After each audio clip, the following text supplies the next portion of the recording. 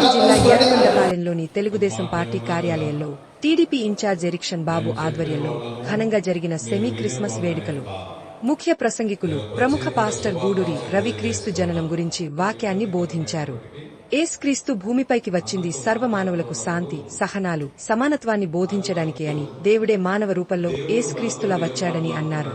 ఈ సందర్భంగా incharge erection బాబు ఎర్రగొండపాలెం నియోజకవర్గ పాస్టర్ అసోసియేషన్ కు ₹1,00,000 విరాళాన్ని ప్రకటించారు. దేవ సహాయకులకు ఎప్పుడు ఏ అవసరం వచ్చినా అండగా ఉంటానని హామీ ఇచ్చారు. ఇక్కడ అధ్యక్షత వహించి నడిపిస్తున్నటువంటి పెద్దలను నేను గమనిస్తున్నాను.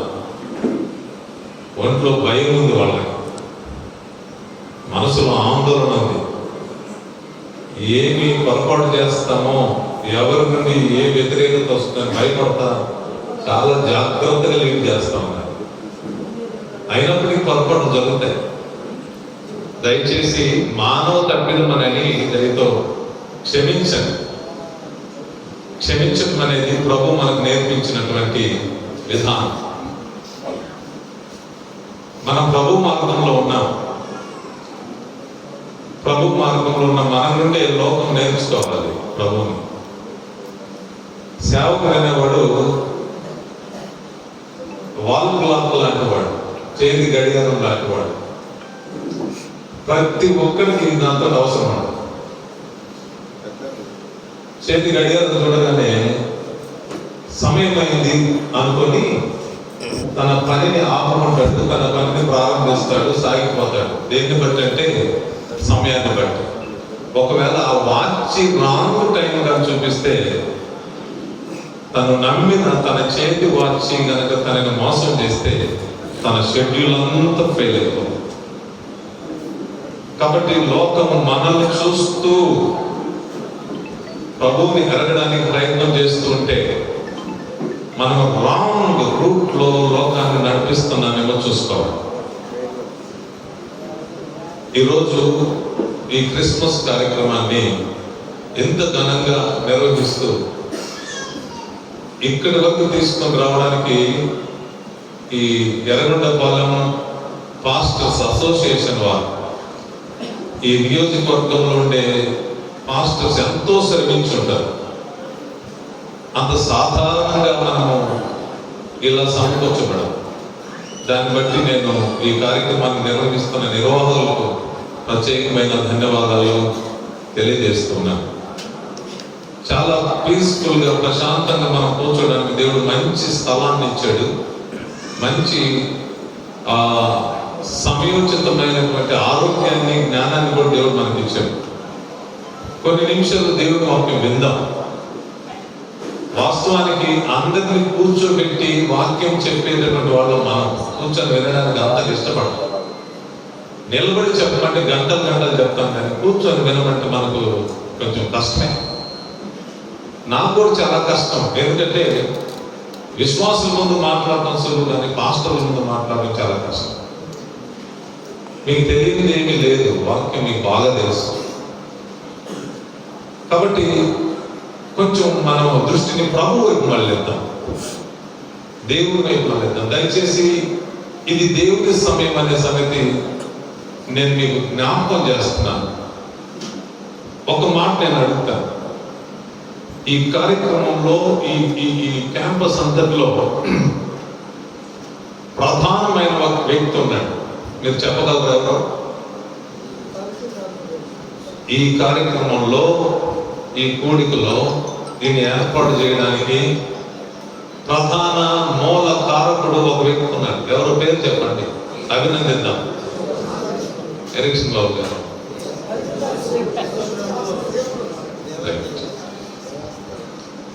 యేసు ప్రభు వారు ఒక వాగ్దానం చేశారు. ఎక్కడ 2-3 నా నామమున కూడుకుంటారో వారి మధ్య నేను ఉంటాను. ఇక్కడ యేసు ప్రభు ఉన్నాడు. మనం నిజముగా ఆయనను వెంబడించే వారము, ఆయన సేవకులమైతే ఆ ప్రభువుకు మనం భయపడతాం. మెసేజ్ స్టార్ట్ చేయండి అని పెద్దలు నాకు చెప్పినప్పుడు స్టార్ట్ చేయడానికి ఇబ్బంది ఏం లేదు. నా టైంలో నేను స్టార్ట్ చేస్తాను, ముగించుకుంటూ వెళ్ళిపోతాను.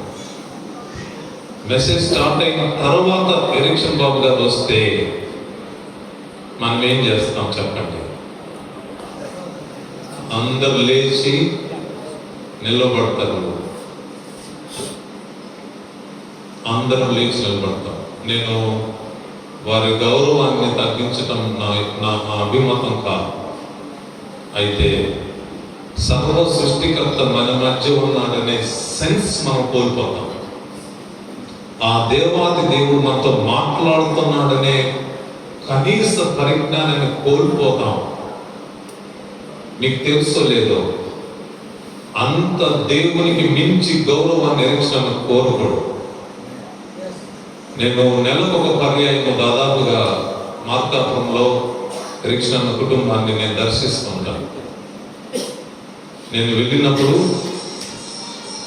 మినిమం 1 అవర్ వాక్యం నేను చెప్తాను.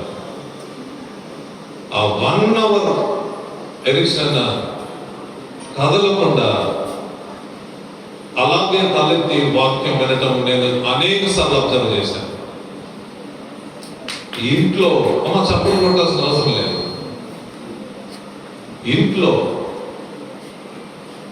అన్న యొక్క జీవిత భాగస్వామి వదినమ్మ తనే వంట చేసి పెట్టండి, పని వాళ్ళకు ప్రమాణించదు, హోటల్కి చెప్పదు, తనే మాకు వడ్డిస్తారు. సేవకులంటే, దేవుడు అంటే అంత భయం కలిగినటువంటి కుటుంబము. ఈ సత్యాన్ని నేను మీకు తెలియజేస్తున్నాను. మీరు అపోహల్లో ఉంటారు కొంతమంది. దయచేసి మీ అపోహలు ప్రక్కన పెట్టాలి. నేనే సాక్ష్యం. నేను ఎవరి సన్నిధిలో నేను నిలబడి ఉన్నానో ఆ దేవుని యొక్క సముఖమున్న నిలబడి నేను అన్న గురించి సాక్ష్యం చెప్తున్నాను.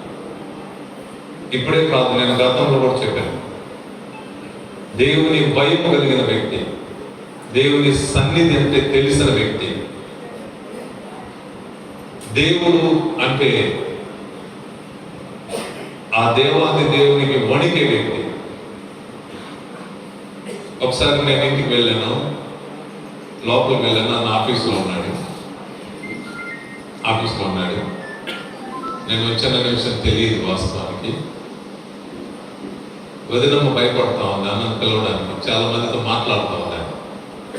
అంతలో కుమార్తె పాప వచ్చి, నేను పిలుచుకుని వస్తాను డాడీని అని నేరుగా డోర్ తీసుకుని వెళ్ళి లోపలికి వెళ్ళి, డాడీ బాబాయ్ వచ్చినారనేసరికి వెంటనే లేచి వచ్చాడు. నేను ఎందుకు ఈ మాట చెప్తున్నానంటే, తన కుమార్తెకు చాలా ధైర్యం. వాళ్ళ నాన్నకు ఆర్డర్ అయ్యారు, వాళ్ళ నాన్న నాకు నుంచి పిలుచుకొని రావడానికి చాలా ధైర్యం. కారణం ఏంటంటే వారిద్దరి మధ్య తండ్రి కూతుర్ల సంబంధం.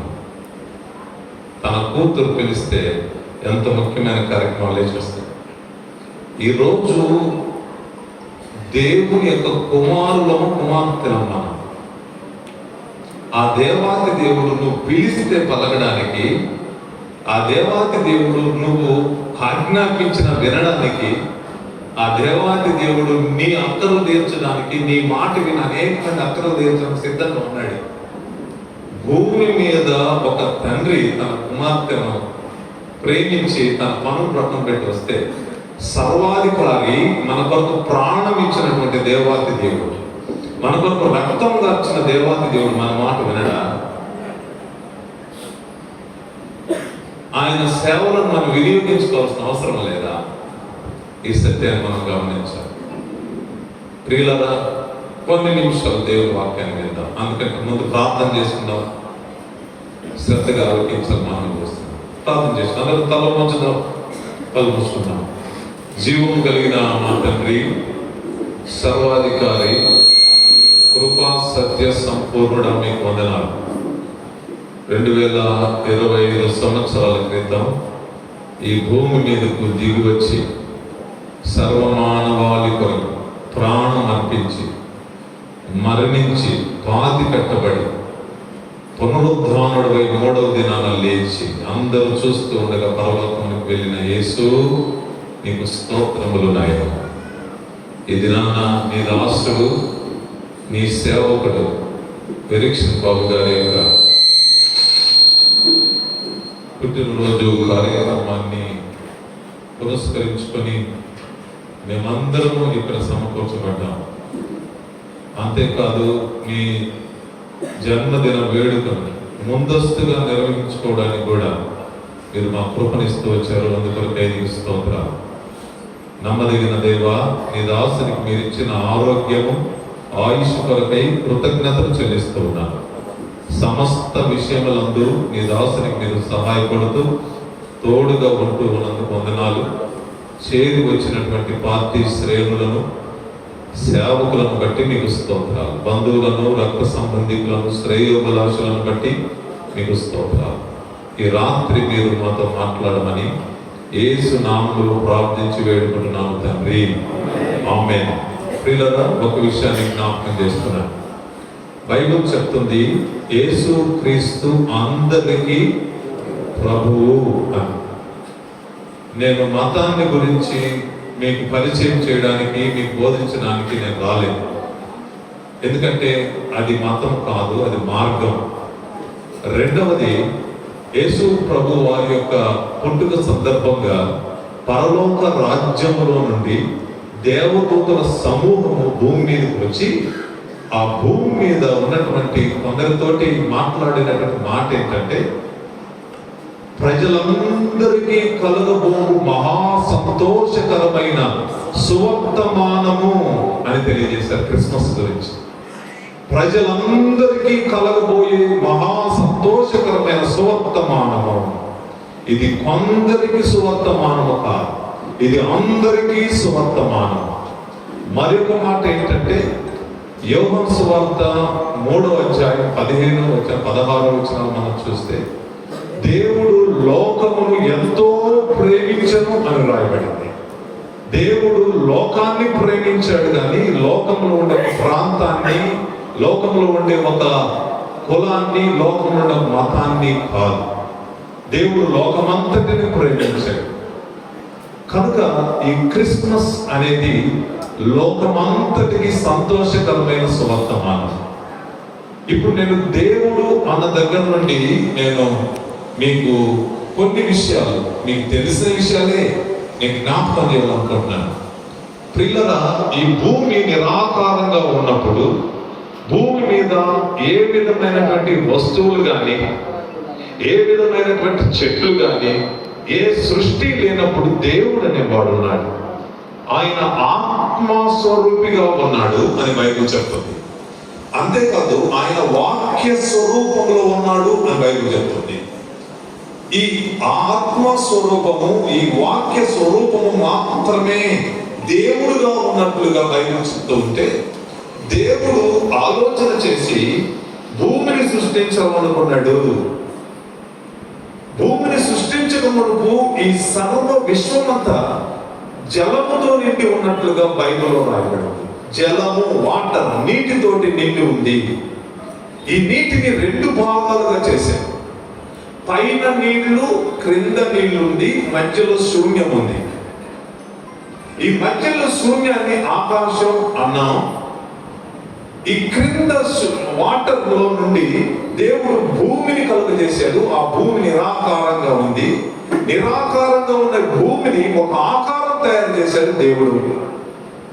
ఈ భూమి మీద మాట చేత దేవుడు సృష్టినంతటిని కలుగజేశాడు. సేవకులకు మీకు అందరికి తెలిసిన విషయాలే, రెఫరెన్స్ అవసరం లేదు, ఇన్ఫర్మేషన్ తీసుకుందాం. ఈ భూమి మీద ఈ సృష్టిని మాట చేత తయారు చేశాడు. వెలుగు కలుగును గాక అంటే వెలుగు కలిగింది. సూర్యుడు చంద్రుడు కలుగును గాక అంటే సూర్యుడు చంద్రుడు కలిగారు. ఈ భూమి మీద ఈ చెట్లు, ఈ జంతువులు, సమస్త జలరాశులు కలుగును గాక అంటే కలిగినాయి.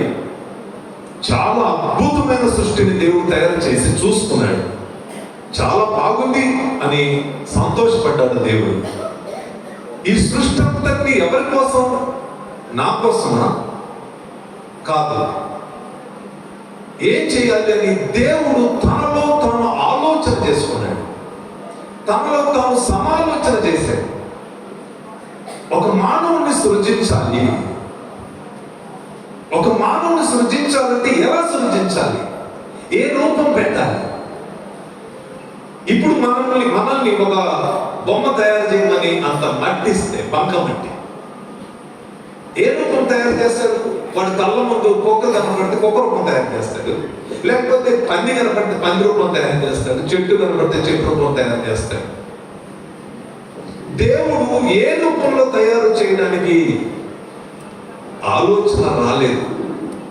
అందుకే తనలో తాను మాట్లాడుతున్న మాట ఆది కాండంలో మనం చూస్తాం.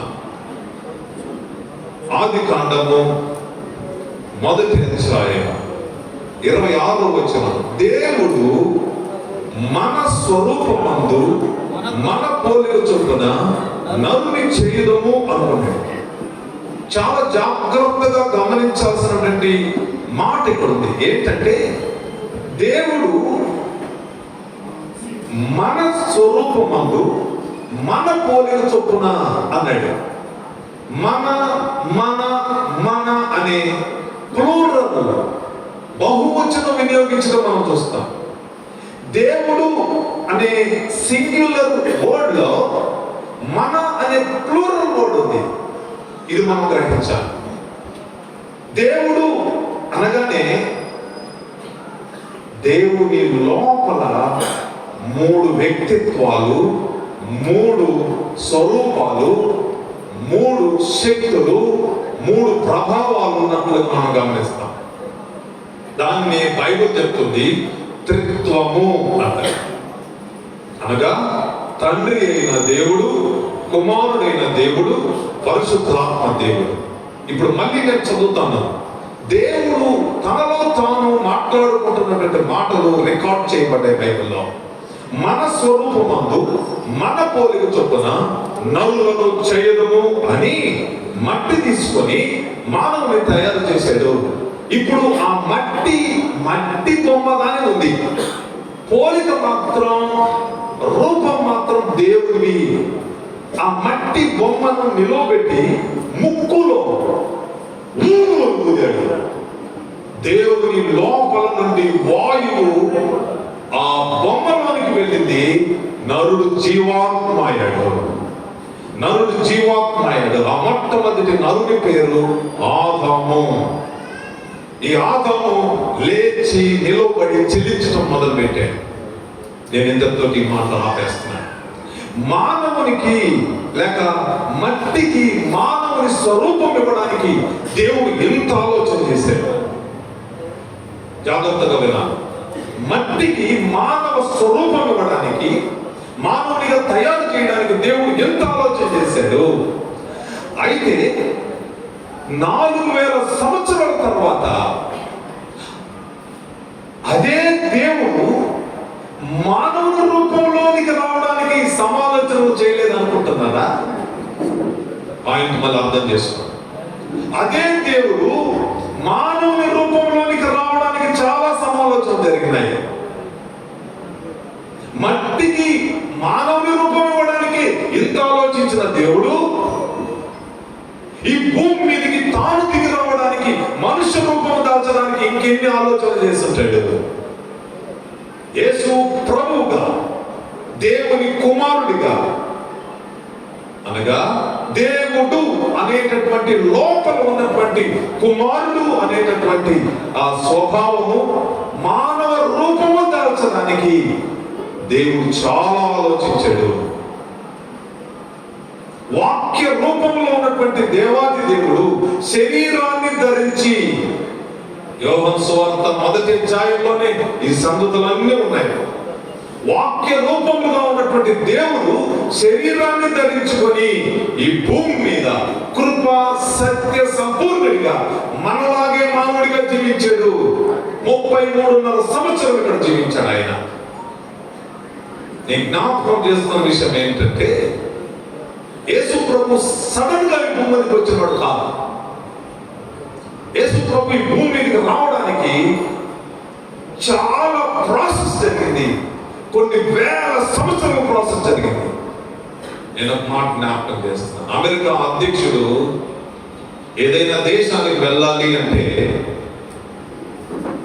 ఆ దేశానికి, ఇదిగో మనం సెమీ క్రిస్మస్ వచ్చినంత హడావుడిగా రాడు ఆయన. ఒక దేశానికి రావాలంటే దాదాపుగా 6 6 నెలల ముందే ఆయన షెడ్యూల్ ఫిక్స్ అవుతుంది. 6 నెలల ముందే. అంతేకాదు, ఏ దేశానికి వెళ్ళాలనుకుంటున్నాడో ఆ దేశ అత్యున్నత వ్యవస్థకి ఇన్ఫర్మేషన్ పంపిస్తాడు. ఒకవేళ భారతదేశానికి రావాలనుకుంటే ప్రెసిడెంట్ ఆఫీస్ పంపిస్తారు ఇన్ఫర్మేషన్, ప్రధానమంత్రి ఆఫీస్ పంపిస్తారు, రాయబార కార్యాలయానికి ఇన్ఫర్మేషన్ పంపిస్తారు, షెడ్యూల్ ఖరారు చేస్తారు. జాగ్రత్తగా వినండి. ఎప్పుడైతే అమెరికా అధ్యక్షుడు మరొక దేశానికి వెళ్ళడానికి ప్రయత్నం జరుగుతుందో ఆ నిర్ణయించిన డేట్ కంటే 3 నెలల ముందుగానే అమెరికాలో ప్రయత్నాలు మొదలవుతాయి. అమెరికా అధ్యక్షుడికి ఒక పెద్ద భద్రతా వలయం ఉంటుంది. దాన్ని USSS అంటారు, యునైటెడ్ స్టేట్స్ సీక్రెట్ సర్వీస్ అంటారు దాన్ని. ఇది ఎంత పెద్ద వ్యవస్థ అంటే దాంట్లో 7,000 మంది సుశిక్షితులు ఉంటారు. దాంట్లో 7,000 మంది ఉంటారు. కేవలం అమెరికా అధ్యక్షుడికి భద్రత కల్పించడానికి మాత్రమే. ఈ వ్యవస్థ 1865లో ఏర్పడినప్పటికీ 1901వ సంవత్సరంలో కేవలం అమెరికా అధ్యక్షుల కోసమే అది నిర్ణయించబడింది. ఈ 7,000 మంది ఏం చేస్తారంటే అమెరికా అధ్యక్షుని యొక్క భద్రత చూసుకుంటూ ఉంటారు. ఇండియాకు రావాలనుకుంటే 3 నెలల ముందే వీళ్ళు ప్లాన్ చేసుకుంటారు, వీళ్ళు షెడ్యూల్ వేసుకుంటారు. పెద్ద సంఖ్యలో సిబ్బంది అక్కడి నుంచి ఇక్కడికి రావడానికి సన్నాహాలు చేస్తారు. అంతేకాదు, ఇండియాలో ఎక్కడైతే అమెరికా అధ్యక్షుడు బస చేస్తాడో ఆ ప్రాంతంలో ఉన్నటువంటి ఎయిర్పోర్ట్ లో అమెరికా అధ్యక్షుడి వరకు ఒక ప్రత్యేకమైనటువంటి స్థలం కేటాయించాలి. ఇతర విమానాలు ఏవి దిగడానికి వీల్లేదు. విమానాలు సర్వీసు రద్దు చేసుకోవాలి అవసరమైతే, లేకపోతే పక్కన ఎయిర్పోర్ట్ పంపించాలి. కారణం ఏంటంటే అమెరికా అధ్యక్షుడు వస్తుంటే విమానాలు వస్తాయి, విమానాల్లో వస్తాయి, విమానాల్లో హెలికాప్టర్లు వస్తాయి, విమానాల్లో కార్లు వస్తాయి. విమానాల్లో భద్రత నిఘా వ్యవస్థ అంతా విమానాలు వచ్చేస్తుంది. అంతేకాదు, అమెరికా అధ్యక్షుడు ఏ హోటల్ అయితే బస చేస్తాడో ఆ హోటల్ అంతా అమెరికా బలగాల వశమైపోతుంది. ఏ ఫ్లోర్ అమెరికా అధ్యక్షుడు బస చేస్తాడో ఆ ఫ్లోర్ అంతటిని ఖాళీ చేపిస్తారు. ఆ పై ఫ్లోర్ కింద ఫ్లోర్ ఖాళీ చేపిస్తారు. ఆ హోటల్ యాజమాన్యానికి ఉన్న ఫోన్లన్నీ కట్ చేస్తారు. అక్కడ ఉండే ఇంటర్నెట్ అంతా కట్ చేస్తారు. కిటికీలకు బుల్లెట్ ప్రూఫ్ కిటికీలు ఏర్పాటు చేస్తారు. ఒక 10 నిమిషాల్లో వెళ్ళగలిగే దగ్గరలో ఒక హాస్పిటల్ ని సిద్ధం చేస్తారు. ఆ హాస్పిటల్ కూడా వీళ్ళు హ్యాండ్ ఓవర్ తీసుకుంటారు. అమెరికా అధ్యక్షుడి యొక్క బ్లడ్ గ్రూప్ సిద్ధంగా పెడతారు, అంబులెన్స్ సిద్ధంగా పెడతారు. ఆయన ఎక్కే కారు కూడా అమెరికా నుంచి వస్తుంది. దాన్ని బీస్ట్ అంటారు. దాన్ని బస్సు పెట్టి పడగొడుతుంది. మా దేశానికి వచ్చావు కదయ్యా మేము కారు పెడతామంటే కుదరదు. అమెరికా నుంచి వస్తుంది కారు. భయంకరమైనటువంటి విస్ఫోటనాలు కూడా తట్టుకునే కాదు అది. ఇటీవల కారు ఇంకా అప్డేట్ చేశారు. కెమికల్ దాడి నుంచి తట్టుకోవడానికి, లేజర్ దాడి నుంచి తట్టుకోవడానికి కూడా కారును ఉపయోగిస్తారు. నువ్వు ఎంత పెద్ద బాంబు బ్లాస్ట్ చేసిన లోపల వ్యక్తికి ఏం కాదు. అంతేకాదు ప్రియులారా, మల్టీ లేయర్ సెక్యూరిటీ ఉంటుంది. 100 మంది సీక్రెట్ ఏజెంట్లు ఉంటారు, సైనిక సిబ్బంది ఉంటారు. ఇదంతా ఎవరికి వస్తుందంటే ఈ భూమి మీదే అక్కడ ఉండేవాడు ఇక్కడికి రావడానికి మనిషి కోసం. 2025 సంవత్సరాల క్రితం ఈ భూమి మీదకి దేవాతి దేవుడి దిగి వచ్చాడు. ఇంకెంత సెక్యూరిటీ ఉంటుందో, ఇంకెంత ఏర్పాటు ఉంటుందో ఆలోచన చేయగలుగుతున్నామా? ఒక మానవునికి ఇంత ప్రొటెక్షన్. ఒక కాలమిస్ట్ చెప్తాడు, అమెరికా అధ్యక్షుడు ఒక దేశానికి వెళ్తుంటే ప్రపంచమే స్తంభించినట్టు ఉంటుందన్న. ప్రియులారా, యేసు ప్రభువు ఒక రోజులో హడావిడిగా వచ్చినవాడు కాదు, యాదృచ్ఛికంగా జన్మించినవాడు కాదు.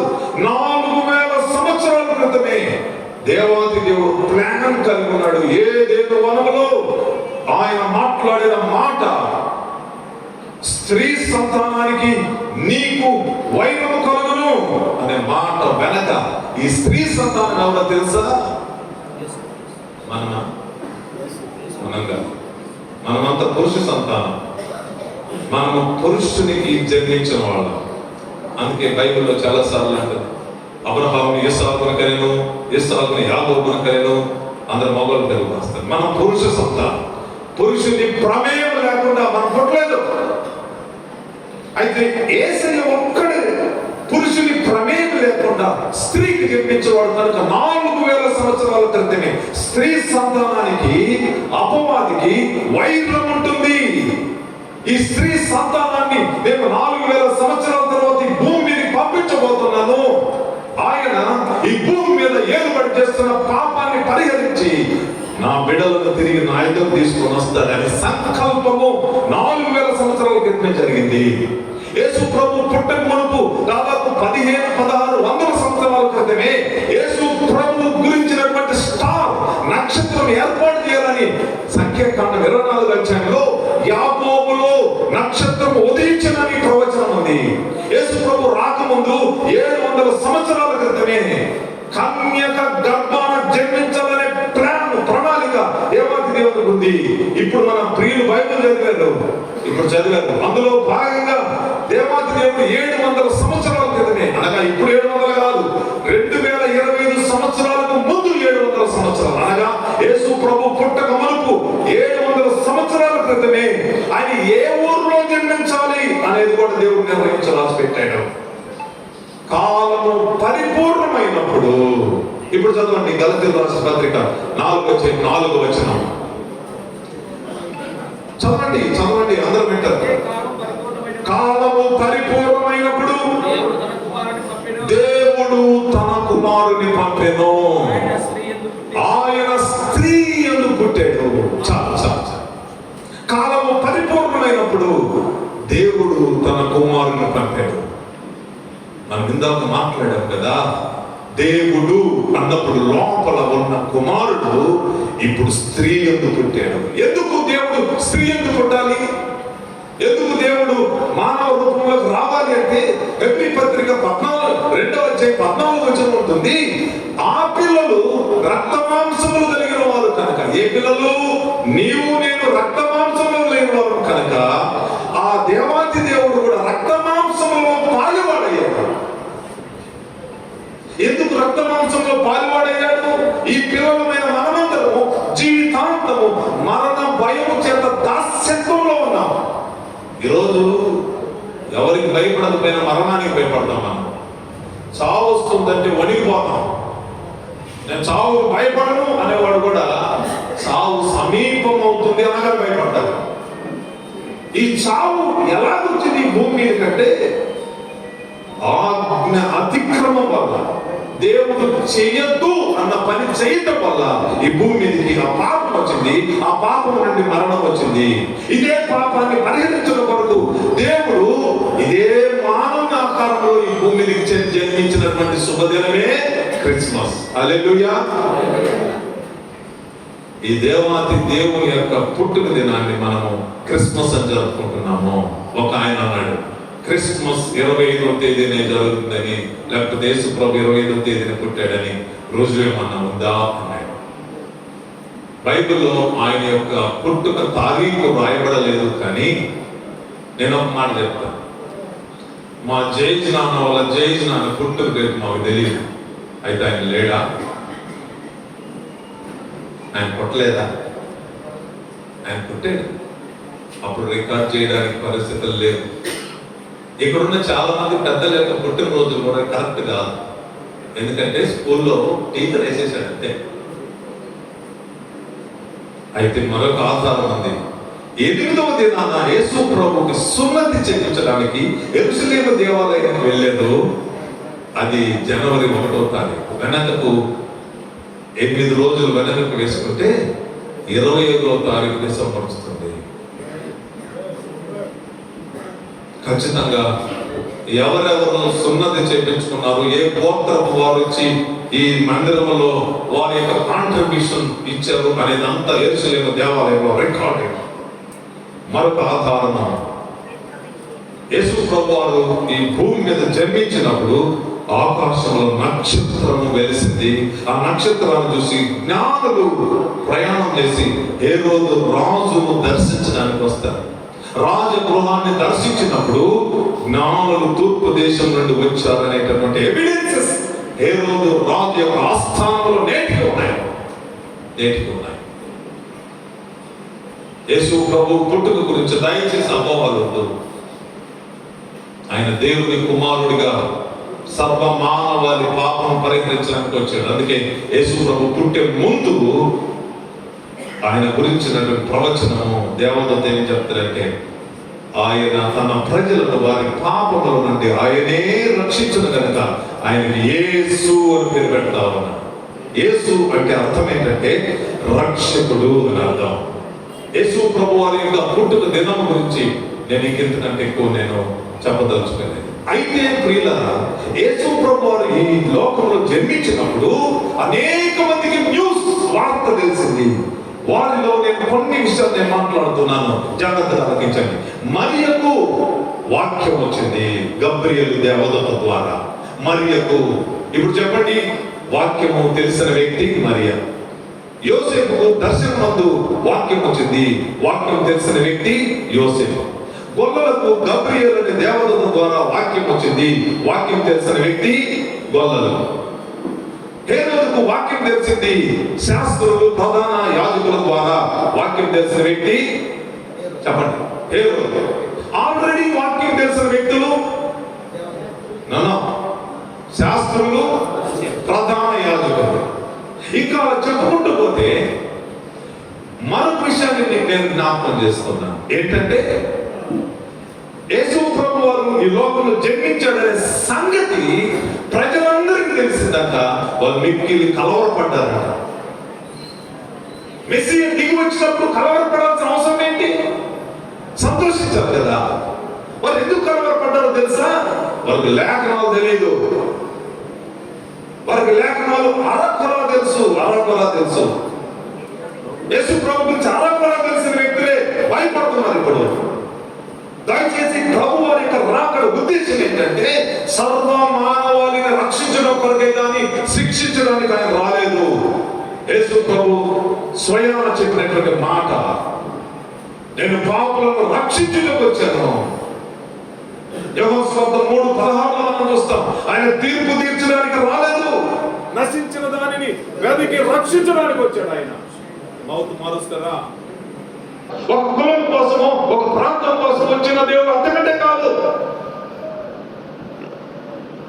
ఇది నాన్న భయపడుతున్నది ఎందుకో తెలుసా? కొంచెం తెలుసుకొని భయపడుతున్నారు. ప్రభు గురించి దయచేసి పూర్తిగా తెలుసుకున్నప్పుడు ఆయన ఏంటో మనకు అర్థమవుతుంది.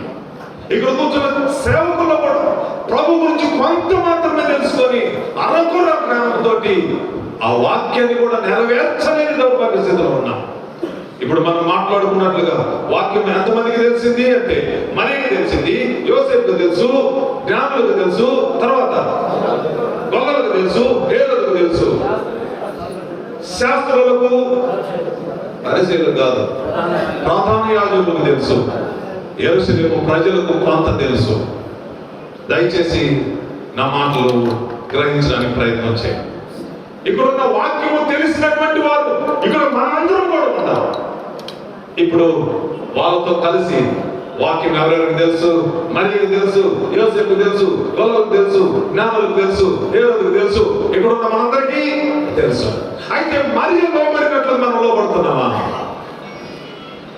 మరియ దగ్గర వాక్యం వచ్చింది, ఆమె కన్యక, ఒక వ్యక్తి ప్రదానం చేయబడింది. దేవదూత మాట్లాడుతున్నాడు, మరియా నీవు గర్భం ధరిస్తావమ్మా. మరి షాక్ అయిపోయింది. వయసు 15 నుంచి 17 ఉంటుందంటే ఇంటర్మీడియట్ ఏజ్.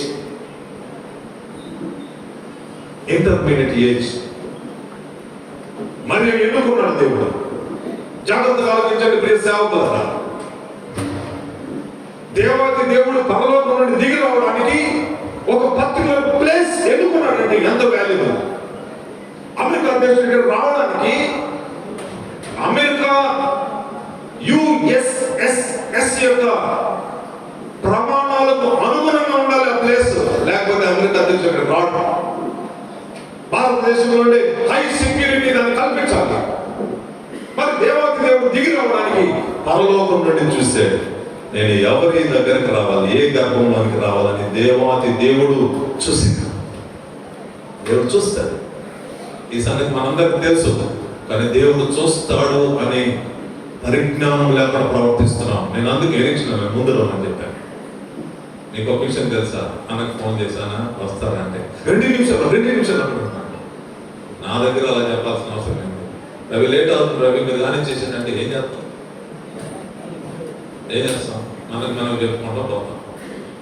దేవుని భయం కలిగిన వాడు కాబట్టి 2 నిమిషాలు అనుకుంటాను. 2 నిమిషాలు. నా బాధ ఏంటంటే దేవుడు ఇక్కడ ఉన్నాడు, దేవుడు చూస్తున్నాడు అనే పరిజ్ఞానం కూడా లేకుండా దేవుని కంటే మానవునికి విశేషమైన అధికారము, దేవుని కంటే మానవునికి విశేషమైన గౌరవం ఇచ్చే దౌర్భాగ్యకరమైన పరిస్థితులు సేవకులు ఉన్నారు. ఇది మనలో ఎందుకు వస్తున్నారు చెప్పండి. గమనించండి.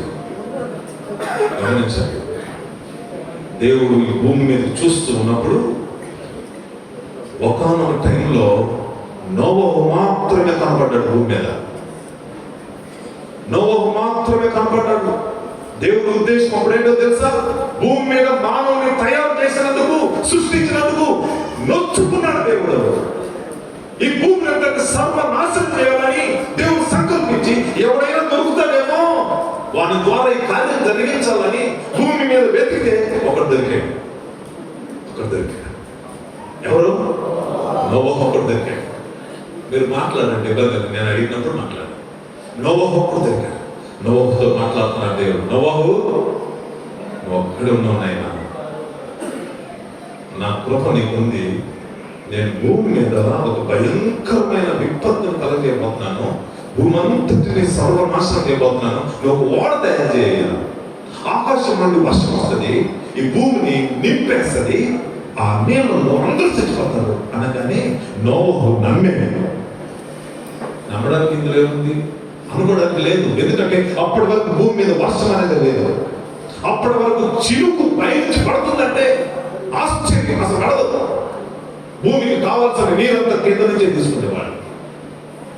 ఇప్పటికిప్పుడు మనకు వరం నుంచి ఆ మార్గంలో పై నుంచి అగ్ని పడిందంటే నమ్ముతామా?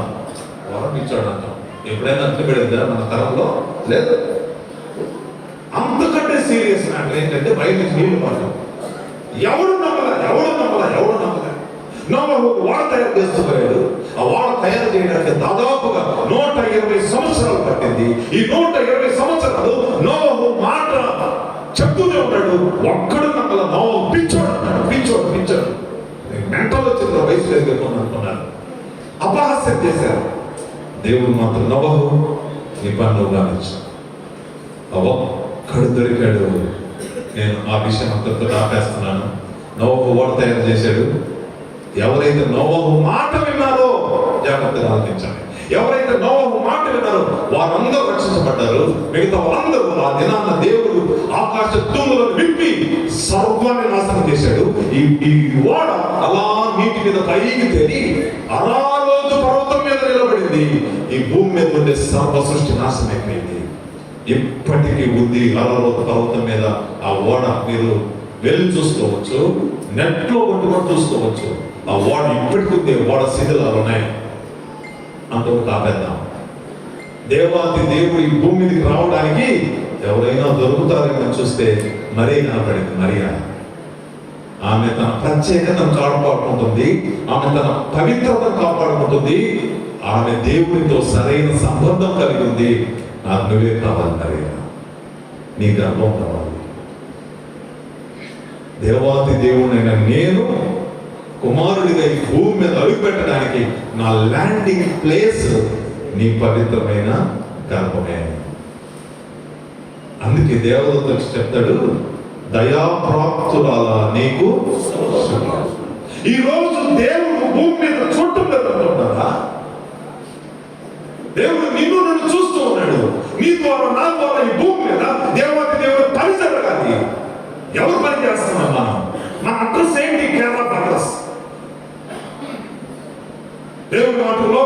ఎందుకు పిలువబడ్డాం దేవుని చేత? నోవహు 120 సంవత్సరాలు దేవుని పని చేస్తూ ఉన్నాడు, వెర్రివాడు అనిపించుకున్నాడు. ఈరోజు మనం వెర్రివాళ్ళు అనిపించుకోవడానికి ఇష్టపడుతున్నా. గౌరవం కావాలి, మనకు గౌరవం కావాలి. బైబిల్లో ఎజ్రా అని ఒక వ్యక్తి ఉన్నాడు, చాలా భక్తుడు. ఆయన రాజు దగ్గర సహాయం అడగడానికి సిగ్గుపడ్డాడు. చదువుదాం ఎజ్రా గ్రంథం, ఒక సహాయం చేయండి. ఎజ్రా గ్రంథము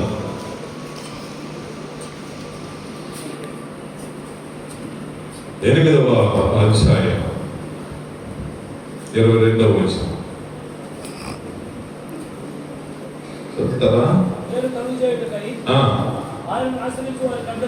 మేలు కలుగ చేయకై ఆయనను ఆశ్రయించు వారికి అందరికీ మా దేవుని హస్తము తోడుగా ఉండును గాని ఆయన హస్తమును ఆయన ఉగ్రతయు ఆయనను విసర్జించు వారి మీదికి వచ్చునని మేము రాజుతో చెప్పి ఉంటిని. రాజు దగ్గర ఉంటాడు, ఇతను రాజు దగ్గర ఉంటాడు.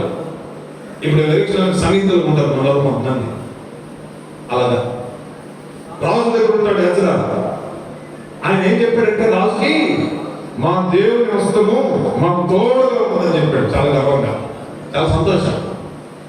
అయితే ఎజ్రా ప్రయాణమై వెళ్ళడానికి భయంకరమైనటువంటి ప్రయాణం అది. శత్రు భయం ఉంది, అడవిలో జంతువుల భయం ఉంది, చాలా హారిబుల్ జర్నీ అది. ఇప్పుడు ఎజ్రా భయం వేస్తుంది, ఈ ప్రయాణంలో మేము వెళ్ళడం క్షేమమేనా? ఇప్పుడు ఏం చేయాలి? రాజుగారిని అడగాలి, ఏమని? మాకు కొంచెం సెక్యూరిటీని ఇప్పించయ్యా అడగాలి.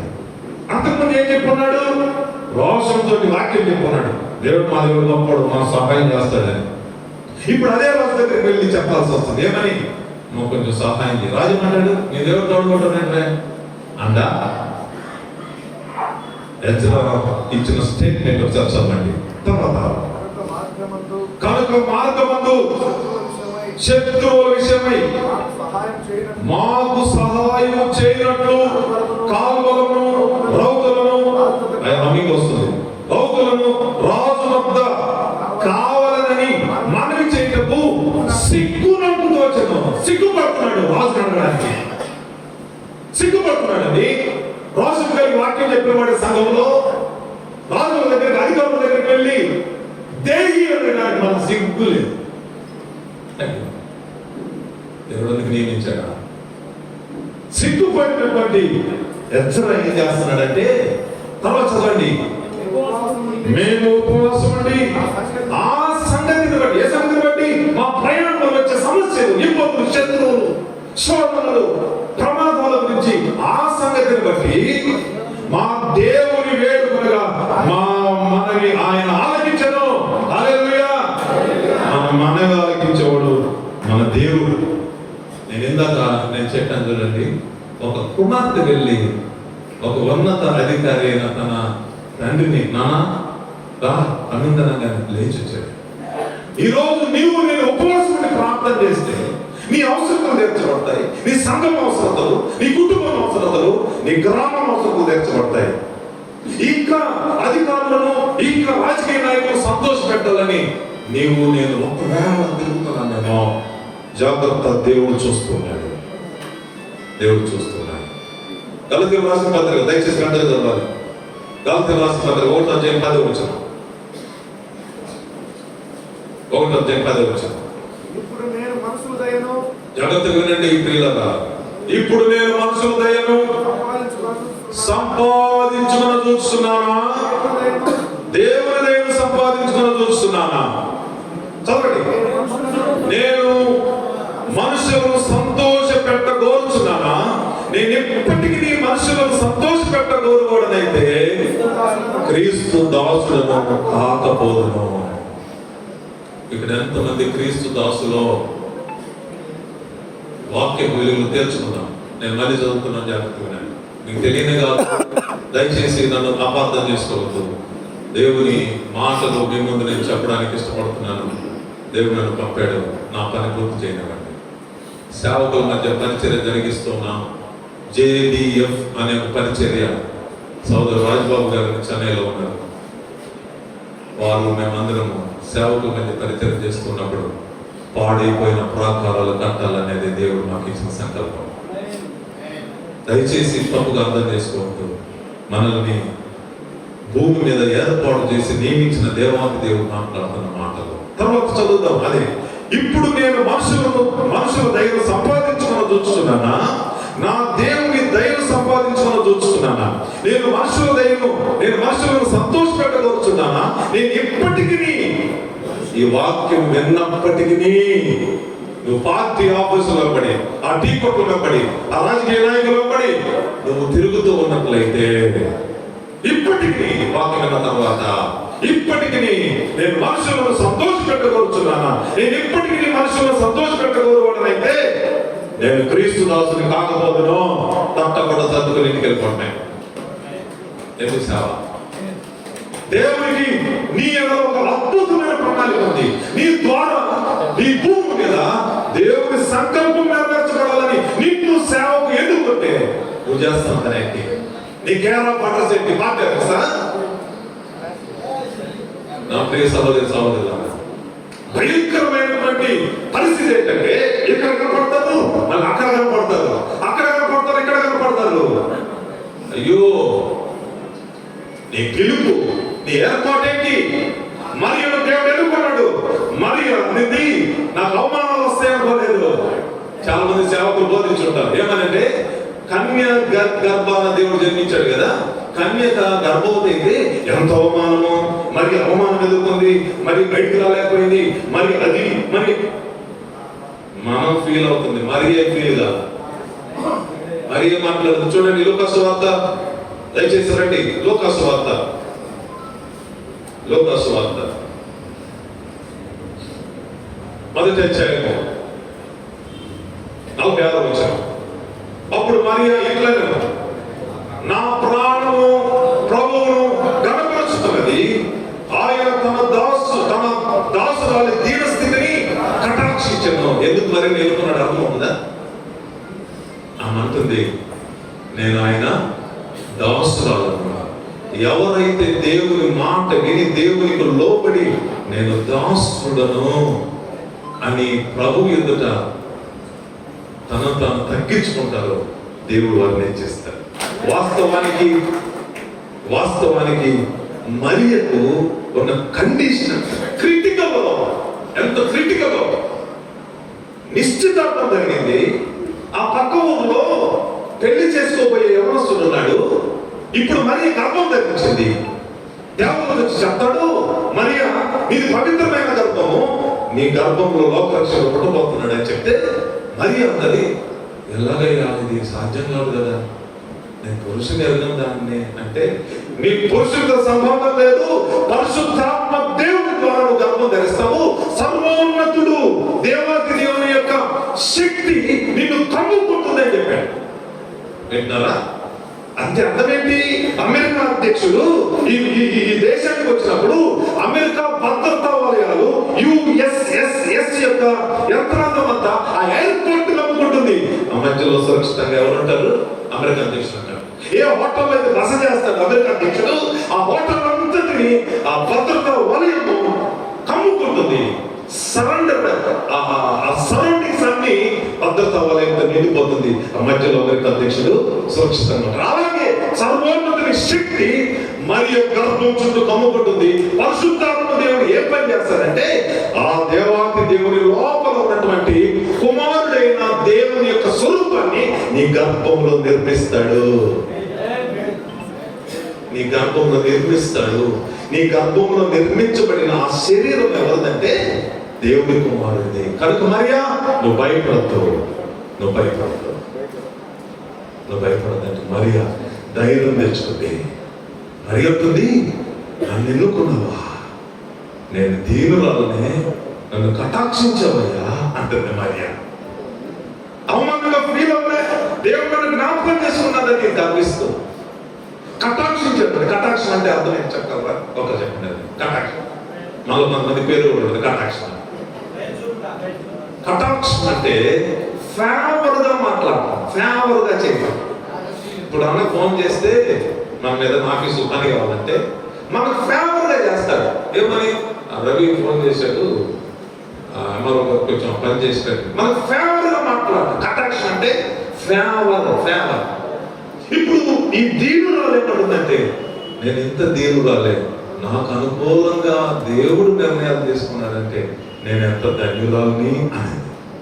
అంతేకాదు మరి ఏమైనా చూడండి, నా ఆత్మ నా రక్షకుడైన దేవుని యందు ఆనందిస్తుంది. మరి ఆనందిస్తుందండి, అవమానపడలేదు. కానీ మరి కండిషన్ మొత్తం క్రిటికల్. లోకమంతా మరి వేలెత్తి చూపిస్తా ఉంది. లోకమంతా మరి అను చెడ్డది ఉన్నారు. బయటికి మరి జీవితంలో ఫెయిల్యూర్నెస్ కనబడతాం. ఆ ప్రక్క ఊర్లోనే నిశ్చితార్థం చేసుకున్న ఆ కుటుంబం ఏమంటారు, మరి గురించి మంచిదని ఆ సంబంధం కలుపుకున్నామయ్యా, ఇలాంటిదని మాకు తెలియదు. లోకమంతటికి మరియ ఫెయిల్ అయిపోయింది. ఒకవేళ మరియ కనుక ఆ రోజుల్లో ఉన్నటువంటి ఆ ధర్మశాస్త్రోపదేశకులకు కానీ ఆ ప్రధాన యాజకులకు కానీ మరియ సంగతి తెలిస్తే ధర్మశాస్త్రాన్ని బట్టి మరియకు ఏం పనిష్మెంట్ ఉండదు తెలుసా?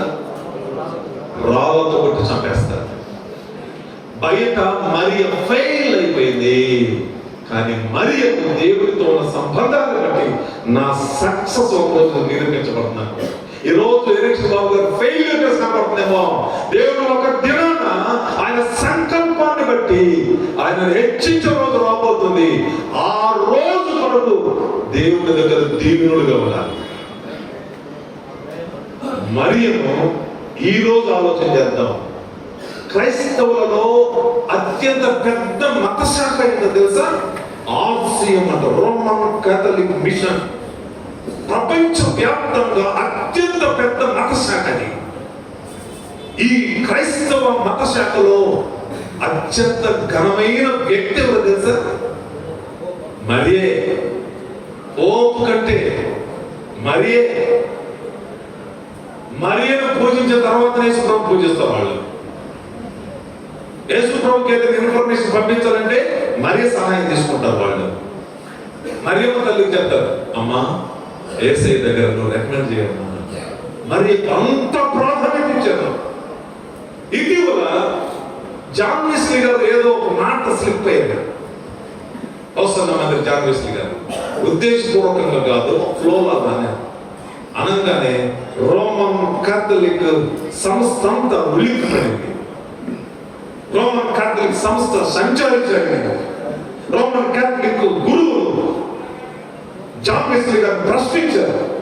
జాన్ వెస్లీ గారు, అయ్యా నా ఉద్దేశం అని కాదు, దయచేసి నన్ను క్షమించండి, మరియమ్మ తల్లిని అలా అనేంత సామర్థ్యం స్థాయి నాకు లేదు, నేను దీనుడను అని ఆయన సభాముఖంగా సోషల్ మీడియా ముందు ఆయన క్షమాపణ చెప్పాడు. ఎప్పటి సంగతి ఇది? నిన్న మొన్న సంగతి. మరి ఎప్పటిది?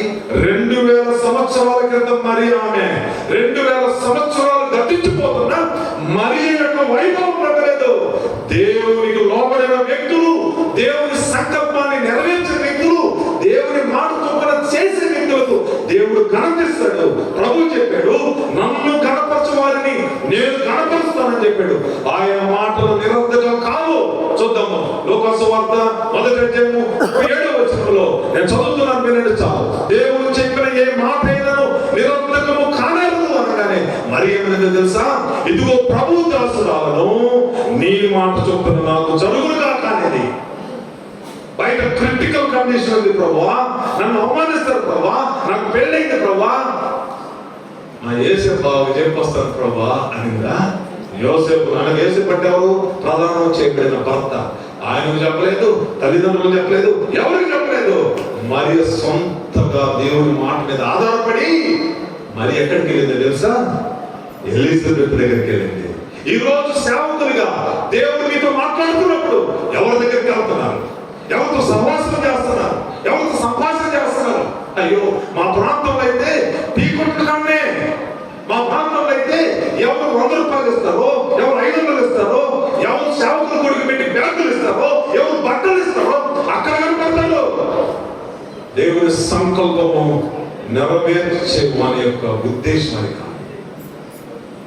మరియా ఏం చేసిందంటే ఎక్కడో కొండ సీమలలో ఉన్న ఎలిజబెత్ అనేటటువంటి ఒక వ్యక్తి దగ్గరికి వెళ్ళింది. ఈరోజు నీవు నేను ఎవరి దగ్గరికి వస్తున్నాను? ప్రియ సహోదరి సహోదరు, ఈరోజు దేవుడు మనతో మాట్లాడుతుండగా యథార్థవంతులను బలపరచడానికి ఆయన కనుదృష్టిలో లోకమంతా సంచరిస్తుండగా నువ్వు కనపడగలవా? నేనున్నానయ్యా, నన్ను బలపరచు. నా మందిరం చిన్నదే, నన్ను బలపరచు. నేను బలహీనుడు, నేను బలపరచు. ఈరోజు ఇక్కడున్న ప్రతి ఒక్కరిని దేవుడు చూస్తున్నాడు. అయ్యా, నీ సంకల్పం నేను తెలుసుకోలేక, నీ ఉద్దేశం నేను తెలుసుకోలేక ఇన్ని రోజులు నా ఇష్టానుసారంగా నేను ప్రవర్తించానయ్యా, నన్ను క్షమించు అని అడగలవా? యేసే చెప్పాడు, మీరు అగ్రపీఠాలు కోరుకోవద్దు, మీరు బోధకులని చెప్పించుకోవద్దు, మీరు తండ్రులను చెప్పించుకోవద్దు, మీరందరూ సహోదరులు. ఇక్కడికి రాగానే రవికుమార్ పాస్టర్ గారు వస్తున్నారు, అందరూ లేచి నిలబడి చప్పట్లు కొట్టలేదు. నాకు సిగ్గుగా తలచుకొని వచ్చాను. ఈ బైబిలే కదా గౌరవం ఇచ్చింది, ఈ పని చేయడానికి కదా నేను వచ్చింది, మనుషుల వల్ల ఘనత పొందడానికి కాదు కదా. నా ప్రియ సహోదరి సహోదరు, మనం మనుషులను ఘనపరచాలి. మరొక మాట జ్ఞాపకం చేస్తున్నాను. గలతీ 1:10 మనం మనుషులను సంతోష పెట్టే వారంగా ఉండకూడదు, మనం క్రీస్తు దాసులు కాదు అని చెప్పినటువంటి పౌలు ఏం చేశాడంటే, కొరింథీయులకు రాసిన మొదటి పత్రిక 10:33 మనం చూద్దాం. ఇది కూడా చదవండి దయచేసి బిగ్గరగా. కొరింథీయులకు రాసిన మొదటి పత్రిక. ఇలా నేను కూడా స్వప్రయోజనములు కోరక అనేకులు రక్షింపబడవాలని వారి ప్రయోజనం కొరకు అన్ని విషయంలో అందరినీ సంతోషపెడతాను. నేను మళ్ళీ చెప్తున్నాను వివరంలో. నేను ఇతరులు సంతోష పెడతాను, అన్ని విషయంలో అందరూ సంతోష పెడతాను. ఎందుకంటే నా స్వప్రయోజనం నేను కోరుకోను, ఎదుటి వాడి ప్రయోజనం కోరుకుంటున్నానని చెప్పాడు. ఈరోజు మనం ఇక్కడ ఎందుకు వచ్చాము? మన ప్రయోజనం కోసమా? ఎలక్షన్ బాబు గారి ప్రయోజనం కోసమా? మనం మన ప్రయోజనం కోసం అయితే మనం క్రీస్తు దాసులు కాదు. మనం ఎలక్షన్ బాబు గారి ప్రయోజనం కొరకైతే మనం పౌలు వంటి సేవకులమై గుర్తుంచుకోవాలి. ఏంటి మన వల్ల ఆయన ప్రయోజనమా? ఆయన వల్ల మన ప్రయోజనం పొందాలి. నీ ప్రయోజనాలను ప్రభు తెలుస్తాడు. మనమందరం ఎలక్షన్ బాబు ప్రయోజనం కోసం ప్రార్థన చేద్దాం. హల్లెలూయా. ఎందుకు అంటున్నాను హల్లెలూయా చెప్తాను? హల్లెలూయా. కాబట్టి ప్రియులారా, రాజకీయ నాయకులకు మన వలన అవసరం ఉంది తెలుసా? మీరు శబ్దத்தை మీరు ఒక జోక్ అనుకుంటున్నారు. ఎలక్షన్ మనసులో ఉండేది కూడా అదే. ఎలక్షన్ చెప్పి మాట్లాడేది తెలుసా? హాస్టల్ అందరూ రావాలని, వాళ్ళ ఆశీస్సులు నాకు కావాలా, వాళ్ళ ఆశీర్వాదాలు నాకు కావాలా. తర్వాత రోజు మనం పెడదామా అని ఆలోచన కూడా చేశారు. రేపు సెమీ క్రిస్మస్ రేపు పెడదామా అని ఆలోచన కూడా చేశారు. సేవకుల అవసరం కోరుకుంటున్నటువంటి ప్రజానాయకుడు ఆయన. మనం ఏం చేస్తున్నామో తెలుసా? మనకేమన్నా దొరుకుతుంది. దయచేసి మన జీవితాల్లో ఈ క్రిస్మస్ లో నూతనమైనటువంటి ప్రభు మార్గంలో మనం వెళ్ళాలి. మన ప్రతి అక్కర తీరుస్తాడు, మన ప్రతి అవసరత తీరుస్తాడు. ఈరోజు దేవుడు మనతో మాట్లాడుతుండగా ఈ క్రిస్మస్ మనకు నూతనమైన మార్గంలో జరిపించాలని నేను మనస్ఫూర్తిగా కోరుకుంటూ ఉన్నాను. అంతేకాదు ప్రియ దేవుని బిడ్డలారా, అధికారులు దేవుని యొక్క సేవకులను బయలుదేరారు. వారి మన అవసరతను తీర్చడానికే దేవుడు వారికి అధికారం ఇచ్చారు. ఉన్న అధికారాలలో ఏది ప్రభువు లేకుండా కలగలేదు. ప్రతి అధికారము దేవుడు ఇచ్చిందే. సింహాసనం మీద నుండి అధికారులను, సింహాసనం మీద నుండి రాజులను గద్దె దిప్పేవాడు ఆయనే, రాజులను గద్దె దిక్కించేవాడు ఆయన. హల్లెలూయా. ఈ దినాన్న వాక్యం ఏంటంటే ఇవ్వ నేను ఎలక్షన్ బాబు యొక్క అవసరాల నిమిత్తం, వారి ప్రయాణాల నిమిత్తం, వారి యొక్క భవిష్యత్ రాజకీయ విషయం మనం ప్రార్థన చేయాలి. యథార్థవంతుల యొక్క వారిని బలపరచడం కొరకు ఆయన కనుదృష్టి భూమి అంతా సంచరిస్తూ ఉంటే ఒక మూలను కూర్చొని ఒక మందిరంలో నీవు నేను మోకరించి ప్రభువా, మా కొరకు ఈ ప్రాంతానికి నువ్వు పంపావు, మా నాయకుడి కొరకు మేము ప్రార్థన చేస్తున్నామయ్యా అని నువ్వు కన్నీరు కలిస్తే వారి ద్వారా మన ప్రాంత అవసరాలు తీర్చబడతాయి. ఎస్తేరు మీకు తెలుసు, ఎస్తేరు మీకు తెలుసు. ఒక్క చిన్న మాట చెప్పమండి, నేను ముగిస్తున్నాను. ఎస్తేరు రాజు దగ్గరికి వెళ్ళి రానే యూదుల యొక్క అవసరాలను తీర్చడం కోసం ఎస్తేరు కోరుకున్న మాట ఏంటో తెలుసా? యూదులాగా మీ అందరూ నా కొరకు ఉపవాసం ఉండండి, నేను ప్రయత్నం చేస్తాను. ఈరోజు ఎరిక్షన్ బాబు గారు మన యొక్క పాస్టర్ల యొక్క సేవకుల యొక్క ఈ ప్రాంతంలో ఉండే ప్రజల యొక్క అవసరం తీర్చాలి అంటే, అధిష్టానం నుండి ఆయనకు ఫేవర్ గా ఉండాలంటే ఇక్కడుండే దైవజనులందరూ ప్రార్థన చేయలేదా? మనతో పాటు ఇక్కడుండే ప్రజలందరూ సుభిక్షంగా ఉండడానికి దేవుడు సంకల్పించాడు. ప్రియ సహోదరి సహోదరుల, ఈరోజు ఈ వాక్యం మనం వాక్య వెలుగులో మనల్ని అనుసరి చేసుకుంటాం. మన పరిచర్యలు దేవునికి ఇష్టంగా చేద్దాం, దేవునికి యోగ్యంగా చేద్దాం. ఆ తదుపరి మన కొరకు ఈ ప్రాంతానికి పంపబడిన ఎరిక్షన్ బాబు కొరకు ప్రార్థన చేద్దాం. మనము సుఖంగా, మనము మాన్యత కలిగి, మనము బ్రతకాలంటే అధికారులతో ప్రార్థన చేయమని తిమోతికి రాసిన మొదటి పత్రిక 2వ అధ్యాయం 1వ వచనం నుండి పౌలు మనకు సెలవిచ్చాడు. మనం సంపూర్ణ భక్తి, మాన్యత కలిగి, సుఖముగాను బ్రతుకు నిమిత్తము మనుషులందరి కొరకు, అధికారుల కొరకు, రాజుల కొరకు మనం ప్రార్థన చేయాలి. ఇది దేవునికి ఇష్టమైన పని. అరకొర ప్రార్థన చేయొద్దు, తీవ్రమైన ప్రార్థన చేద్దాం. ఎరిక్షన్ బాబు గారి గురించి దేవుని సంకల్పం వారి జీవితం పట్ల నెరవేర్చబడి రానున్న దినాల్లో గత దినాల కంటే ఉన్నతమైనటువంటి స్థితిలో మనం చూసి మనం తిరిగి మళ్ళీ ఆనందంగా, సంతోషంగా మనకు క్రిస్మస్ జరుపుకోవాలని మనస్ఫూర్తిగా ప్రభువుని కోరుకుంటున్నాను. మనస్ఫూర్తిగా నా యొక్క ఆశ, మనందరి ఆశను ప్రభు ముందు పెడుతున్నాను. దేవుడి మాటలు నెరవేర్చి, ఈ మాటలు దీవించి మనందరికీ అనుకూలంగా మార్చును గాక. ఎరిక్షన్ బాబు గారికి అనుకూలంగా మార్చును గాక. హల్లెలూయా. ఈ అవకాశం ఇచ్చినటువంటి ఎరిక్షన్ బాబు గారికి వాక్యం చెప్తుంటే కూర్చొని వినటము మనకు అంతగా ఇష్టం లేదు. ఆయన శ్రద్ధగా వాక్యం విన్న నియోజకవర్గంలో ఉన్న పాస్టర్స్కి, దైవజనులకి, సువార్థికులకి, వారి కుటుంబాలకి నా ప్రత్యేకమైనటువంటి ధన్యవాదాలు తెలియజేస్తున్నాను. మరి మన సభాముఖంగా మనందరి గురించి ఎరిక్షన్ బాబు గారికి నేను అప్పీల్ చేసేది ఏంటంటే, సేవకులకు అవసరాలు చాలా ఉన్నాయి. నేను మందిరాలు కట్టించమని చెప్పడం లేదు, కానీ వారి కుటుంబాల స్థితిగతులు, వారి ఆరోగ్యాలు, వారి పిల్లల చదువు, వీటన్నిటి విషయంలో మీరు శ్రద్ధ కలిగి ఉన్నారు.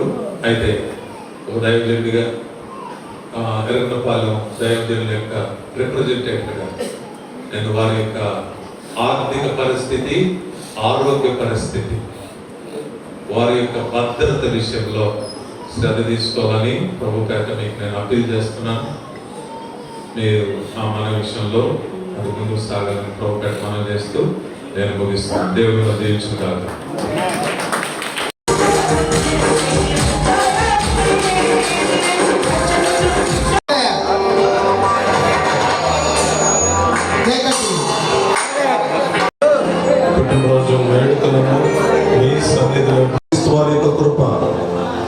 పరిశుద్ధాత్మ దేవుని యొక్క అన్యోన్య సహవాసం, సమాధానం చేరిన మనందరికీ, ప్రాముఖ్యంగా ఈ దినాన్న పుట్టినరోజు వేడుకలు జరిగించుకుంటున్నాం ఎరిక్షన్ బాబు గారికి, వారి కుటుంబానికి ఈ వేడుకలను ఈ విధంగా జరిపించడంలో శ్రమించినటువంటి సేవకులకు, అదేవిధంగా నియోజకవర్గంలో ఉండే ప్రజలందరికీ, సర్వలోక పరిశుద్ధులకును, సార్వత్రిక సంఘానికి ఇప్పుడు ఎల్లప్పుడూ సదాకాలం తోడే నడిపించుగాక. ఆమేన్.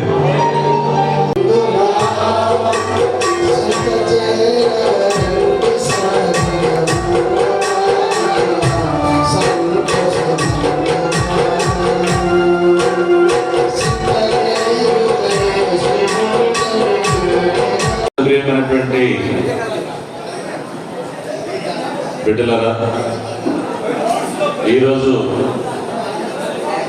ఎర్రగొండపాలెం నియోజకవర్గ పరిధిలో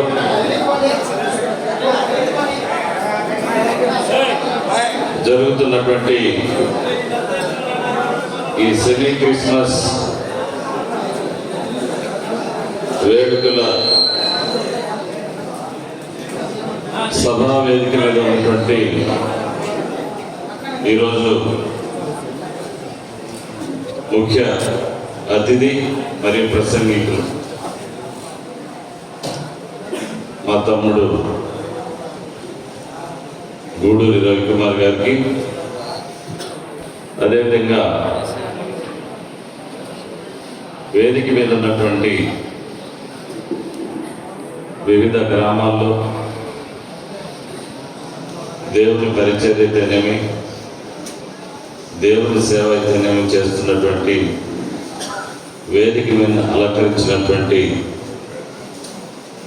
పెద్దలందరికీ, దైవజనులకు, ఈ కార్యక్రమానికి వచ్చేసినటువంటి మా పార్టీ పెద్దలందరికీ, అదేవిధంగా ఈ నియోజకవర్గంలో దేవుని సేవ చేస్తూ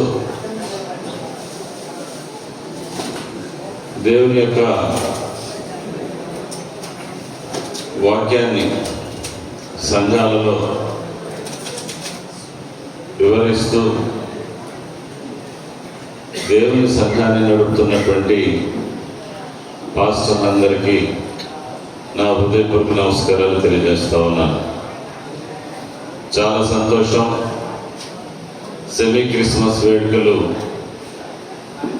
డిసెంబర్ 7వ తారీఖున ఎందుకు పెడతారని కొంతమంది అడిగారు. మామూలుగా ఎర్రగొండపాలెంకి వచ్చినప్పుడు ఇది ఆనవాయితీ కాదు నాకు. మొట్టమొదటి నుంచి కనిగిరిలో ఉన్నప్పుడు కూడా సెమీ క్రిస్మస్లు ఘనంగా జరుపుతాం. ఆ రోజు ఈరోజు నా పుట్టినరోజు, జన్మదినం. దేవుని బిడ్డల యొక్క ఆశీస్సులు కావాలని మీరందరూ నిత్యం దేవునితోటి ప్రయాణం చేస్తూ ఉంటారు. ఏదో ఒక క్షణాన్నైనా దేవుడు మీ మాట వింటాడని ఒక పూర్తి నమ్మకం నాకుంది. అందుకని ఈ ప్రాంత ప్రజల యొక్క క్షేమాన్ని, గ్రామాల అభివృద్ధిని, పేద ప్రజలకు తోడునివ్వటానికి దేవుని యొక్క ప్రణాళికలో ఉండబట్టి నేను ఆ దేవాతి దేవుడు ఎర్రగొండపాలెం యొక్క నన్ను పంపించాను. మీ అందరి యొక్క ఆశీస్సులు ఉంటే ఆ కార్యక్రమాలన్నీ కూడా సజావుగా జరుగుతాయనేది నా ప్రగాఢమైనటువంటి విశ్వాసం, నమ్మకం. అందుకనే 7వ తారీఖున డిసెంబర్ పుట్టినరోజు మీరందరూ వచ్చి మీ ఆశీర్వాదం ఉంటే దేవుడు మమ్మల్ని అందరినీ కాపాడుతారని ఒక విశ్వాసం, నమ్మకం నాకుంది. కాబట్టి 7వ తారీఖునే సెమీ క్రిస్మస్ వేడుక నేను జరుపుకుంటా ఉన్నాను. దీనికి మీ అందరికీ కూడా నా కృతజ్ఞతలు. మరి ముఖ్యంగా ఈరోజు మనం వాక్యాన్ని మనం విన్నాం. రవికుమార్ గారు స్పష్టమైనటువంటి ఆలోచన ఉన్నటువంటి వ్యక్తి. ఏదైనా మాట సూటిగా చెప్తారు. బైబిల్లో సూటి అయినటువంటి సత్యమైనటువంటి మాటలే ఉంటాయి. 2 రకాలుగా అర్థం చేసుకోవటానికి బైబిల్ వాక్యంలో ఎక్కడ కూడా ఒక సెంటెన్స్ కూడా లేదు, ఒక పదం కూడా ఉండదు. అందుకనే దేవుని సేవకులమైన మనం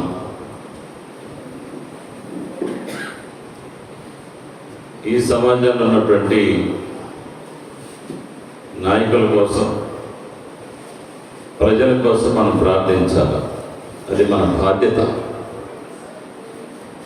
దేవుడు మనల్ని ఎందుకు ఎన్నుకున్నారు? నారాయణ రెడ్డి గారికి ఎందుకు బైబిల్ ఇచ్చి వాక్యం చెప్పని చెప్పలేదు, నాకెందుకు బైబిల్ ఇచ్చి వాక్యం చెప్పని చెప్పలేదు అంటే దేవుని ప్రణాళికలో ఆ ఆధిక్యత మీకుంది.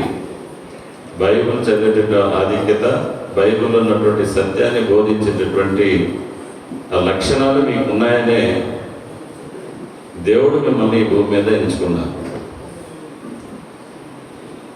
దేవుని సృష్టి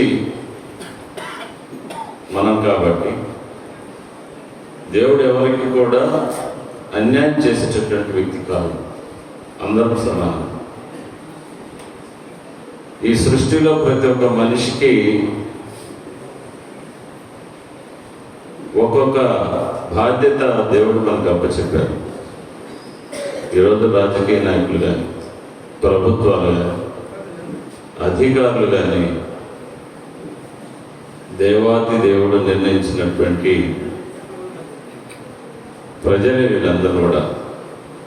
కాబట్టి మిమ్మల్ని అందరినీ ఎందుకు గౌరవిస్తాం? ప్రతిరోజు మీరు దేవునితో సన్నిహిత సంబంధాలు ఉంటాయి. ఆ సన్నిహిత సంబంధాలు ప్రభుత్వం మీరు ఉన్నప్పుడు మీ నోటి నుంచి వచ్చేటట్టు ప్రతి మాట దేవుడు వినేటప్పుడు అది 10 మందికి ఉపయోగకరంగా ఉండాలి, ప్రయోజనకరంగా ఉండాలి. దాని ద్వారా సమాజంలో మీకు ఇంకా ఎక్కువ గౌరవం పెరుగుతుంది. దేవుని దగ్గర ఇంకా మీ యొక్క ఆధిక్యత దేవుని దగ్గర మీకు దొరుకుతూ ఉంది. అందుకనే క్రిస్మస్ వేడుకలు ప్రపంచంలో, ఈ భూ ప్రపంచంలో ఏదైతే పండగ అత్యధికమైనటువంటి ప్రజలు చేసుకుంటారో అది క్రిస్మస్ పండుగ. ఈ క్రిస్మస్ పర్వదినాన మనం అందరం కూడా కొత్త బట్టలు వేసుకోవటం, కొత్త బట్టలు కుట్టించుకోవటం, బంధువులు పిలుచుకోవటం, బట్టలు కుట్టించుకోవటం, ఇవన్నీ చేస్తూ ఉంటాం. ఇది కాదు పండగ. పండగ అంటే మనలో ఉన్నటువంటి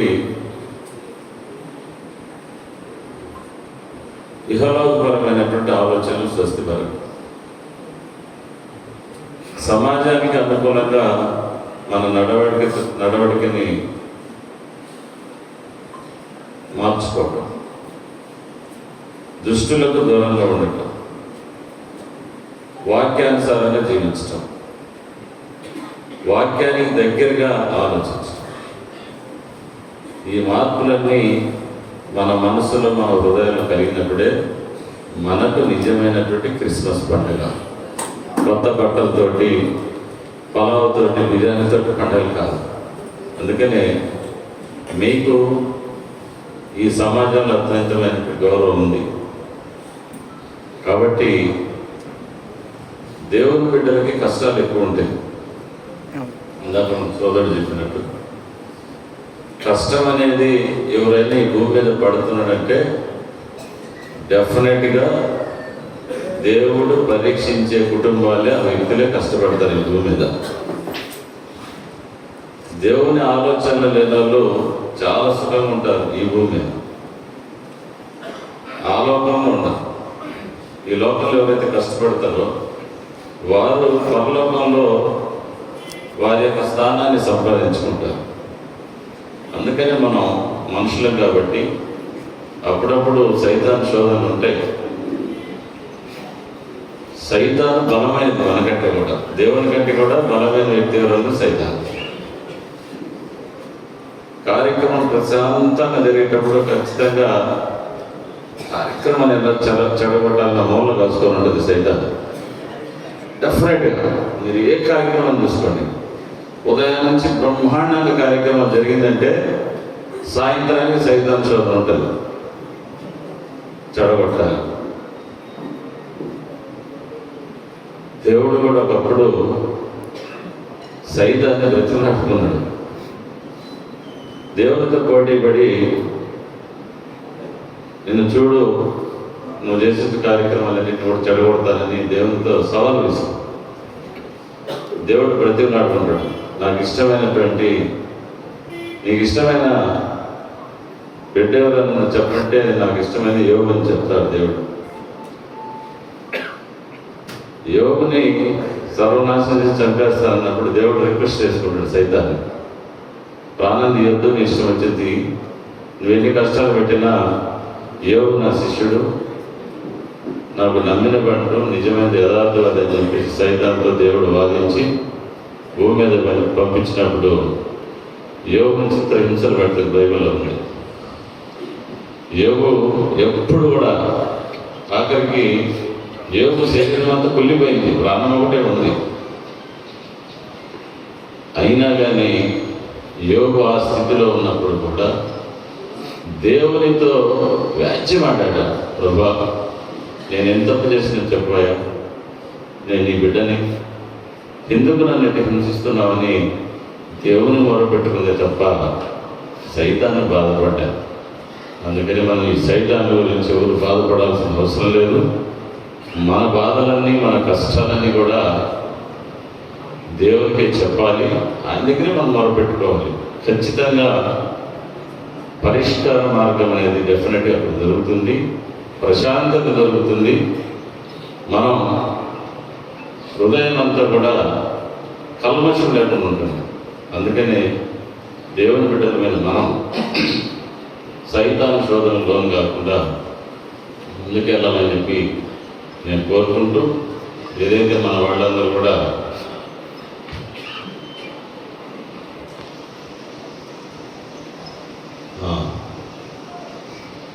సైతాన్ని రిక్వెస్ట్ చేయలేదు, దేవుడు ఆర్డర్ చేశాడు.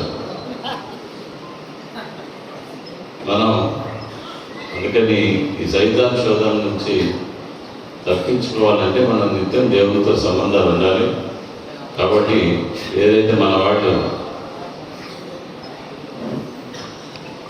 ఈ యొక్క పాస్టర్స్ ఫెలోషిప్ ఇది అక్కడ యూనియన్ ఒకటి పెట్టుకున్నారు మనోళ్ళందరూ కూడా, పాస్టర్స్ వెల్ఫేర్ సొసైటీ. ఈ వెల్ఫేర్ సొసైటీకి కొన్ని ఇబ్బందులు ఉండొచ్చు, వాటన్నిటిని కూడా ఏం పెద్ద సమస్యలేం కాదు. ఈ వెల్ఫేర్ సొసైటీ ద్వారా పాస్టర్ల కుటుంబాలు, ఈ నియోజకంలో ఎంతమంది పాస్టర్ల కుటుంబాలు ఉన్నారో వారందరికీ మా తమ్ముడు చెప్పినట్టు, రవి గారు చెప్పినట్లు డెఫినెట్గా వారి కుటుంబాలన్నింటినీ కూడా వ్యక్తిగతంగా నేను గృహాలకు వెళ్ళలేకపోవచ్చు, కానీ ఎంతమంది అయితే పాస్టర్స్ ఉన్నారో అందరూ కూడా నేను వ్యక్తిగతంగా ఇంటికి పిలిపించుకోవడం కానీ ఆఫీస్కి పిలిపించుకొని కూడా నేను మాట్లాడి ఆ కుటుంబాల్లో ఉన్నటువంటి సమస్యలన్నీ కూడా పరిష్కరించే దిశగా నేను ఆలోచిస్తానని డెఫినెట్గా దాని ద్వారా దేవునికి మేము సేవ చేసినట్టు. లేకపోతే ఈ వెల్ఫేర్ సొసైటీకి చిన్న చిన్న ఇబ్బందులు ఉన్నాయని మీకు సోదరుడు చెప్పాడు. దీనికి ఒక క్యాపిటల్ అంటే ఒక మూలధనం, ఈ సొసైటీలో జరిగేటటువంటి కార్యక్రమాలు, ఈ పాస్టర్కి సంబంధించినటువంటి చిన్న చిన్న కార్యక్రమాలకు సంబంధించి ఈ వెల్ఫేర్ సొసైటీకి నేను 1 లక్ష రూపాయలు మూలధనాన్ని ఇస్తాను. దానిని దేవుని యొక్క అవసరాలకి వాళ్ళు వాడుకుంటూ, మీరు ఎవరిని అడగాల్సిన అవసరం లేదు. దేవుని పని చేసేటప్పుడు నన్ను అడగండి, మీకు లక్షిస్తే రేపు పొద్దున్న దేవుడు నాకు 10 లక్షలు ఇస్తాను. అందుకని మీరు ఎవరు కూడా ఎవరిని అడగాల్సిన అవసరం లేదు. మీ అవసరం నాకు చెప్పండి. దేవుని యొక్క అనుగ్రహం ఉంది, దేవుని యొక్క ఆశీస్సులు ఉన్నాయి. కాబట్టి డెఫినెట్గా మేము చేస్తానని చెప్పి నేను తెలియజేసుకుంటూ, ఇంకా మనలో కూడా చాలామంది ఇళ్ల స్థలాలు ఇవన్నీ అడిగారు.